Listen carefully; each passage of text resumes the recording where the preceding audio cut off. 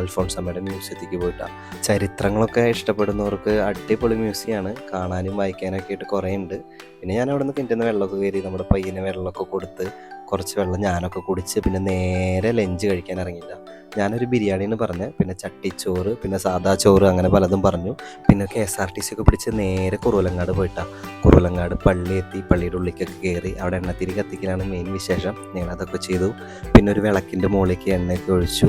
അത് കഴിഞ്ഞിട്ട് ഞങ്ങൾ പള്ളിയുടെ ഉള്ളിലേക്കൊക്കെ കയറി ഒന്ന് പ്രാർത്ഥിച്ചു. പിന്നെ ഈ മണിമാളികയ്ക്ക് ഒരു പ്രത്യേകത ഉണ്ട് കേട്ടോ. ഏഷ്യയിലെ എന്തോ ഒരു വലിയ മണിമാളികയിലൊന്നെന്നൊക്കെ പറയണം. അത് കഴിഞ്ഞിട്ട് ഒരു വമ്പം മഴ കിട്ടി, കണ്ട വെള്ളച്ചാട്ടം രസമായില്ലേ. അത് കഴിഞ്ഞിട്ട് കുടയില്ലാത്ത കാരണം ബസ് സ്റ്റോപ്പിലേക്ക് ഞങ്ങൾ ഓട്ടോറിക്ഷ വിളിച്ചിട്ടാണ് പോയിട്ടാ. പിന്നെ നമ്മൾ മെട്രോയിൽ കയറാമെന്ന് വെച്ചു. മെട്രോയിലൊക്കെ കയറി ആസ്വദിച്ചു. പിന്നെ അത് കഴിഞ്ഞ് നേരെ തൃശ്ശൂർക്ക് ട്രെയിൻ പിടിച്ചു. തൃശ്ശൂരത്തെ ട്രെയിനിൽ എന്താ തിരക്ക്, ഞങ്ങൾക്ക് തന്നെ ആലുവ കഴിഞ്ഞിട്ടാണ് ഇരിക്കാൻ തന്നെ സീറ്റ് കിട്ടിയിട്ട് അതേവരെ ഞങ്ങൾ നിന്ന് അഡ്ജസ്റ്റ് ചെയ്തിട്ടൊക്കെയാണ് പോയേട്ടാ. ഈ തിരക്ക് വകവയ്ക്കാതെ ഇവർ കപ്പലണ്ടി 4-5 പീസാക്കിയിട്ട് ട്രെയിനിൽ എല്ലാവർക്കും കൊടുത്തു.